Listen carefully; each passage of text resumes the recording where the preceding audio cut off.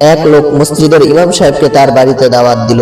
তো ইমাম সাহেব যখন ওই লোকটার বাড়িতে এসে খাবার খেয়ে চলে গেল, তখন ওই লোকটার ছেলে এসে বলছে, বাবা, এই সোফার উপরে তো আমার অনেকগুলো টাকা ছিল, এই টাকাগুলো গেল কোথায়? তখন লোকটা বলেছে, এখানে তো ইমাম সাহেব ছাড়া আর কেউ আসেনি।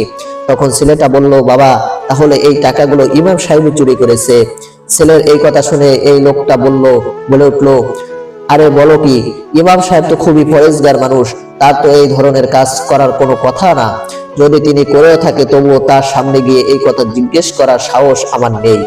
পরের বছর ইমাম সাহেব যখন আবার ওই বাড়িতে দাওয়াত খেতে এসেছে, তখন ওই লোকটার ছেলে ইমাম সাহেবকে বলছে, হুজুর, কিছু মনে না করলে একটা কথা বলতাম।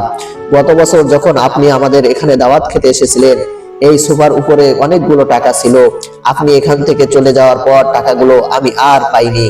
ছেলেটার এই কথা শুনে হুজুর কান্না শুরু করলো এবং বলতে থাকলো, আমি এই কারণে কান্না করছি না যে তুমি আমার উপরে চুরির অপবাদ দিয়েছো, আমি তো কান্না করছি এই কারণে যে সারা বছরের মধ্যে তোমরা একবারের জন্য তোমাদের বাসার কোরআন শরীফটা খুলেও দেখো না।